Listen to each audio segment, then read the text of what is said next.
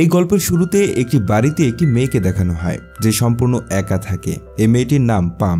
এখন পাম রেডিও থেকে জানতে পারে যে খুব শিগগিরই তাদের এলাকায় একটি ঝড় আসতে চলেছে।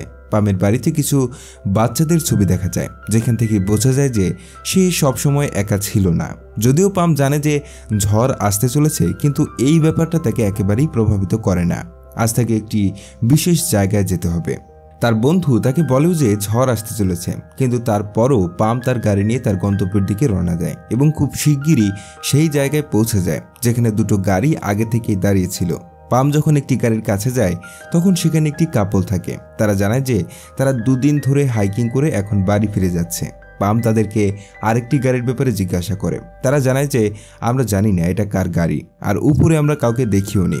এরপর সেই কাপল সেখান থেকে চলে যায়। সকাল 6:50 সবাই ঘুমিয়ে থাকে, আর পাম তখন হাইকিংয়ের জন্য রওনা হয়। যখন সে ধীরে ধীরে উপরের দিকে উঠছিল, হঠাৎ তার পা পিছলে যায় আর একটা স্টিক ভেঙে যায়। এরপর পাম সেই স্টিকটিকে টেপ দিয়ে ঠিক করে নেয় এবং আবার তার যাত্রা শুরু করে।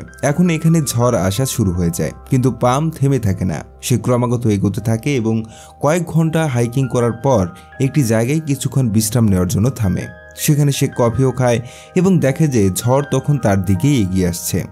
বাতাস ধীরে ধীরে জোরালো হতে থাকে। পাম পাথরের পাশে কিছুক্ষণ বিশ্রাম নেয় এবং যখন মনে হয় যে তাকে এগোতে হবে তখন আবার সে এগিয়ে যায়, যদিও সে জানে যে এই যাত্রা তার জন্য খুবই বিপজ্জনক হতে চলেছে।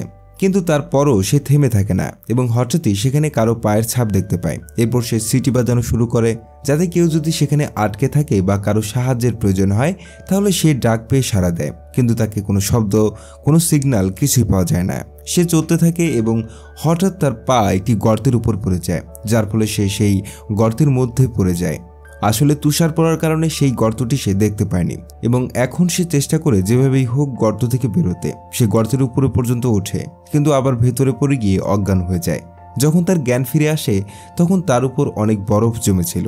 সে কিছুই বুঝতে পারছিল না যে কিভাবে এই গর্ত থেকে বেরোবে। সে সাহায্যের জন্য আবার সিটি বাজায়, কিন্তু আশেপাশে কেউ না থাকায় কেউ তার কাছে পৌঁছায় না। আর এখন সে একেবারেই কিছু বুঝতে পারছিল না যে কিভাবে বেরোবে। তখনই সে ভীষণ দেখতে শুরু করে, যেখানে সে দুটো ছোট মেয়েকে দেখে। এরা সেই মেয়েরা যাদের ছবি তার ঘরেও ছিল। এবার পামের ভেতরে একরকম সাহস আসে এবং সে প্রাণপণে চেষ্টা করে গর্ত থেকে বেরিয়ে আসে। কিন্তু গর্ত থেকে ওঠার সংগ্রামে সে ভীষণ ক্লান্ত হয়ে পড়ে আর ভীষণ তেষ্টা পেয়েছিল, কিন্তু তার পানি ইতিমধ্যেই শেষ হয়ে গেছে। পাম প্রথমে সেই গর্তটিকে কিছু কাঠ দিয়ে ঢেকে দেয় যাতে অন্য কেউ সেই গর্তে না পড়ে। এরপর সে আবার এগিয়ে যায়। তখনই উপরে সে একটি মানুষকে দেখতে পায়। সে বসেছিল।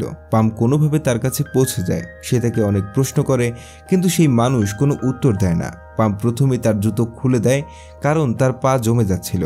সে তার পায়ে মালিশ করে কিছুটা গরম করে নিয়ে আসে এবং তারপর মোজা পরিয়ে আবার জুতো পরিয়ে দেয়। পামের কাছে যত অতিরিক্ত গরম জামা কাপড় ছিল সব কটি সেই মানুষটির গায়ে পরিয়ে দেয় এবং তাকে সঙ্গে নিয়ে যাত্রা শুরু করে। কিন্তু সেই মানুষটির অবস্থা এতটাই খারাপ ছিল যে তার পা বারবার হরকাচ্ছিল। সে ঠিকভাবে হাঁটতেও পারছিল না। পাম তাকে নিচে নামিয়ে নিয়ে যাচ্ছিল যাতে তার প্রাণ বাঁচানো যায়, কিন্তু সম্ভবত হাইপোথার্মিয়ার কারণে তার চিন্তা শক্তি সম্পূর্ণ হারিয়ে গিয়েছিল। পাম তার নাম জানত না, তাই সে তার নাম রাখে জন। এরপর পাম জনকে ধীরে ধীরে এগিয়ে নিয়ে যায়, কিন্তু অনেকক্ষণ হাঁটার পরও ঝড়ের কারণে তারা খুব বেশি পথ এগোতে পারে না। তখন পাম তার পেছনে তাকিয়ে দেখে জন নেই। সে দেখে জন একখানা পাহাড়ি পাথরের উপর থেকে নিচে ঝাঁপ দিয়েছে। পাম দৌড়ে সেখানে যায়, কিন্তু দেখে সেটা পাহাড় নয়, একটা পাথর ছিল এবং নিচে পড়ে যাওয়ার কারণে জনের পায়ে আরও গুরুতর চোট লেগেছে। পাম এবার সিদ্ধান্ত নেয় যে কিছুক্ষণ বিশ্রাম নিতে হবে, কিন্তু জন খুব ক্ষুধার্ত হয়ে বরফ খেতে শুরু করে। পাম তাকে বাধা দেয়, কারণ বেশি বরফ খেলে শরীর আরও ডিহাইড্রেট হয়ে মৃত্যুও হতে পারে। কিছুক্ষণ বিশ্রামের পর পাম জনকে নিয়ে আবার যাত্রা শুরু করে। অনেকটা নিচে নামার পর তারা একটি জঙ্গলের মতো জায়গায় পৌঁছে। এবার পামও খুব ক্লান্ত হয়ে পড়ে এবং একটি গাছের পাশে হেলান দেয়। তখন সে দেখে জনের পা স্লিপ করে যায় এবং সে গড়িয়ে নিচে পড়ে যায়। এরপর পামও নিচের দিকে গড়িয়ে পড়ে এবং তারা দুজনই একসাথে পড়ে যায়। তারা দুজনেই ক্ষুধার্ত, তৃষ্ণার্ত এবং একেবারে ভেঙে পড়েছিল, কিন্তু পাম হাল ছাড়ে না। সে জনকে সাহস দেয় এবং বলে আমরা অবশ্যই নিরাপদে ফিরব, কিন্তু জন তার কথা শুনতে চায় না। উল্টাপাল্টা বলতে শুরু করে। আসলে জন ওপরে নিজের জীবন শেষ করার জন্যই উঠেছিল, কিন্তু পাম তাকে বাঁচিয়ে দিয়েছিল, আর পাম কোনোভাবেই তাকে মরতে দিতে চাইছিল না। তাই সে তাকে চকলেট খেতে দেয় এবং বলে তোমাকে আমার সঙ্গে এগোতেই হবে। এখন রাত হতে চলেছে, আর রাত মানে এখানে ঠান্ডা আরও বেড়ে যাবে।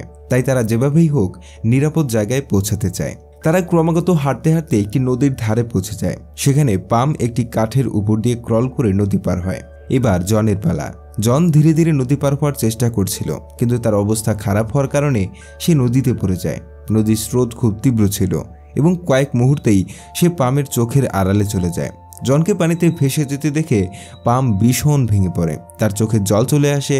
সত্যি সে জনকে বাঁচাতে চেয়েছিল, কিন্তু এবার আর পারল না। তখনই সে দেখে পানির স্রোত জনকে নদীর তীরে ঠেলে দিয়েছে। পাম দৌড়ে তার কাছে যায় এবং দেখে জন এখনো বেঁচে আছে। এতে সে ভীষণ খুশি হয়। সে জনকে একটি চড়ও মারে এবং বলে, আমাদের গন্তব্যে পৌঁছতে হবে।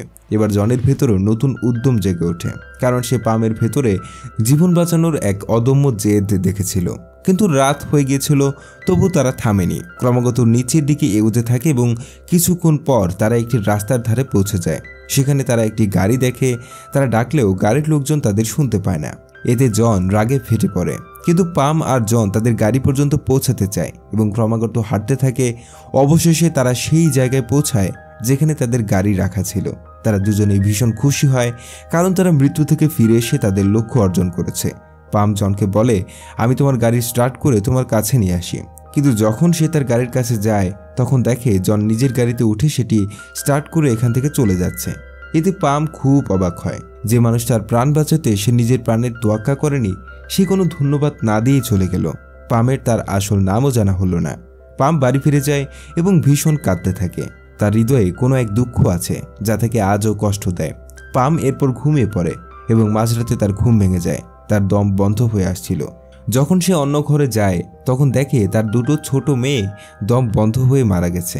আসলে গ্যাস লিক হয়েছিল, যার কারণে তার দুই মেয়ের মৃত্যু হয়েছিল। এটা পামের স্বপ্ন ছিল, কিন্তু এটা তার জীবনের আসল ঘটনাও। আসলে 1 বছর আগে তার দুই মেয়ে গ্যাস লিক হওয়ার কারণে দম বন্ধ হয়ে মারা গিয়েছিল, এবং এটাই সেই বেদনা যা আজও তার হৃদয়ে রয়ে গেছে। যেদিন সে হাইকিংয়ে গিয়েছিল তার একদিন আগে এই ঘটনাটা ঘটেছিল, আর এই কারণে সে জনকে মরতে দেয়নি। যদিও জন মরতে চাইছিল, তবু সে তার জীবন বাঁচিয়েছিল। এবার পামের ঘুম ভেঙে যায়। পরের দিন সে দেখে টিভিতে তার খবর আসছে।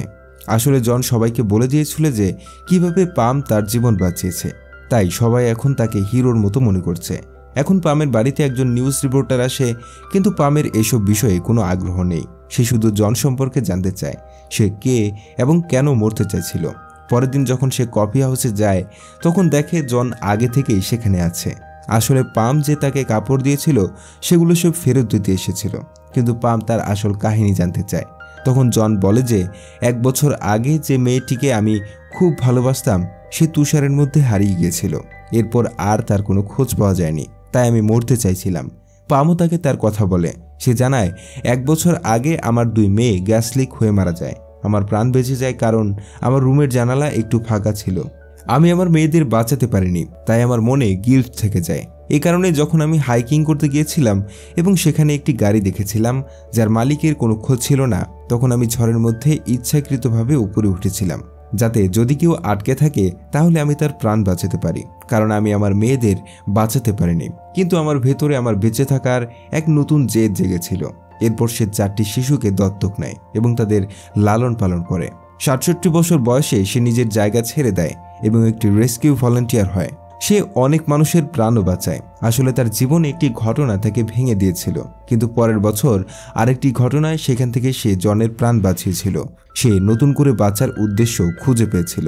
এরপর সে তার জীবন অন্যদের উৎসর্গ করে, যেখানে সে জনের মতো অনেক মানুষকে সাহায্য করেছে। এই দৃশ্যের মাধ্যমেই মুভির গল্প এখানেই সমাপ্তি ঘটে। পরের গল্পটা কোন মুভির উপর শুনতে চান নিচে কমেন্টে জানাতে ভুলবেন না, কারণ আমি আপনার কমেন্ট পড়ি এবং আপনার ভালোবাসার জন্য আপনাকে অনেক ধন্যবাদ।